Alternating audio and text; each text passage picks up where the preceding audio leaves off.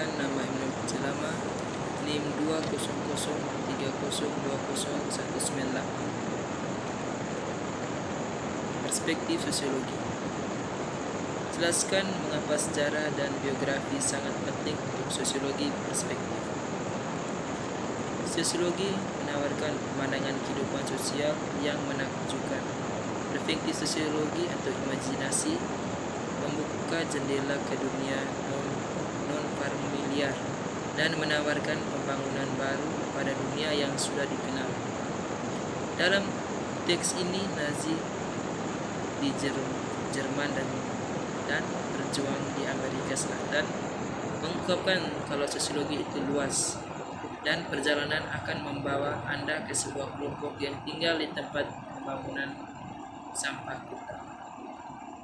Anda juga akan menemui diri Anda dan melihat dunia dalam cahaya yang berbeda.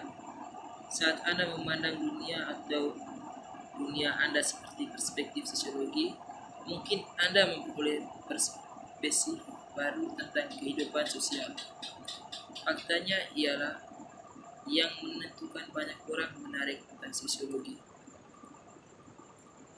Melihat konteks sosial yang lebih luas, perspektif sosiologi menekankan pada konteks sosial di mana masyarakat hidup. Ini menguji bagaimana konteks ini mempengaruhi kehidupan orang. Inti dari perspektif sosiologi adalah pertanyaan tentang bagaimana kelompok mempengaruhi orang, terutama bagaimana orang dipengaruhi oleh sekelompok orang yang berbagai budaya dan wilayah. Sosiologi melihat lokasi sosial sudut kehidupan yang ditempati orang karena tempat mereka dalam masyarakat dan melihat bagaimana pekerjaan, pendapatan, pendidikan, jenis kelamin, ras, etnis, dan usia mempengaruhi ide atau perilaku orang. Pertimbangan misalnya bagaimana identifikasi dengan kelompok yang disebut perempuan atau dengan kelompok yang disebut laki-laki ketika Anda tumbuh dewasa telah membentuk gagasan Anda tentang siapa Anda. Mengetahui fokus dari masing-masing ilmu sosial. Sebagaimana manusia saat ini memiliki keinginan untuk mengungkapkan misteri di sekitar mereka, begitu pula orang-orang di zaman kuno. Penjelasan mereka tidak hanya didasarkan pada pengamatan, tetapi juga dicampur dengan sihir atau takyul untuk memuaskan keinginan dasar mereka tentang dunia. Manusia secara bertahap mengembangkan sains metode sistematis untuk mempelajari dunia sosial dan alam, dan pengetahuan yang diperoleh dari metode tersebut. Sosiologi, studi tentang masyarakat dan perilaku manusia, adalah statusnya.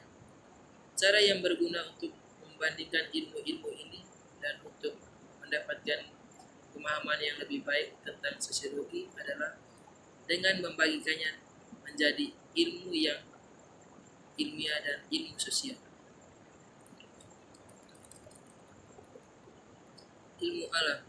Alam adalah disiplin intelektual dan akademis yang dirancang untuk menjelaskan dan memprediksi peristiwa di lingkungan kita. Ilmu-ilmu alam dibagi menjadi bidang-bidang penelitian khusus menurut materi pelajaran seperti biologi, geologi, kimia, fisika. Ini dibagi menjadi lebih area yang terspesialisasi. Biologi dibagi menjadi bioteknik dan zoologi, geologi, mineralogi, dan geomorfologi. Kimia menjadi cabang organik dan anorganiknya, dan fisika menjadi biofisika dan mekanik menjadi kautuk. Setiap bidang investigasi memeriksa sebagai alat tertentu. Ilmu sosial. Orang juga telah mengembangkan ilmu sosial yang meneliti hubungan manusia, sama seperti ilmu alam berusaha untuk objektif memahami dunia alam. Ilmu sosial berusaha untuk secara objektif memahami dunia sosial, sebagaimana dunia alam mengandung hubungan yang teratur, yang tidak jelas tetapi harus ditemukan melalui pengamatan yang terkontrol. Demikian pula hubungan yang teratur di dunia manusia atau sosial tidak jelas dan harus diungkapkan melalui berulang pengamatan. Seperti hanya ilmuwan sosial dibagi menjadi beberapa bidang khusus berdasarkan materi pelajarannya. Emil Durkheim dan integrasi sosial. Selama masa Emil Durkheim, sosiologi dipandang sebagai bagian dari sejarah dan ekonomi. Durkheim yang dibesarkan di Prancis ingin mengubah ini dan dengan tujuan profesionalnya utamanya adalah membuat sosiologi diakui sebagai disiplin akademis yang terpisah.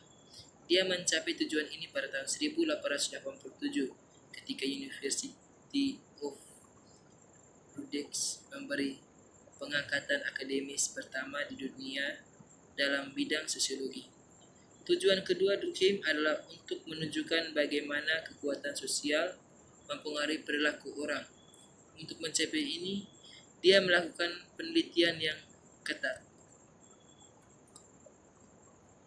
Membandingkan angka bunuh diri beberapa negara Eropa, Durkheim menentukan bahwa setiap negara memiliki angka bunuh diri yang berbeda dan angka ini tetap sama dari tahun ke tahun.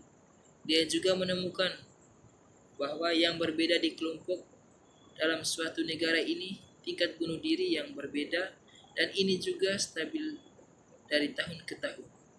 Laki-laki lebih mungkin bunuh diri daripada perempuan. Protestan lebih mungkin daripada Katolik. Dan yang belum menikah lebih mungkin daripada yang sudah menikah. Dari pengamatan ini, Durkheim menyimpulkan bahwa bunuh diri bukanlah yang terlihat hanya masalah individu dan di sana-sini yang memutuskan untuk mengambil nyawa mereka karena alasan pribadi. Sebaliknya, faktor sosial mendasari bunuh diri itu sebabnya angka kelompok atau konstan dari tahun ke tahun dalam pencarian untuk faktor-faktor sosial utama dan bunuh diri. Durkheim mengidentifikasi integrasi sosial sejauh mana orang terikat dengan kelompok sosial mereka. Dia menemukan bahwa orang yang memiliki ikatan sosial yang lebih lemah lebih mungkin untuk bunuh diri. Ini katanya menjadi mengapa Protestan laki-laki yang menikah memiliki tingkat bunuh diri yang lebih tinggi.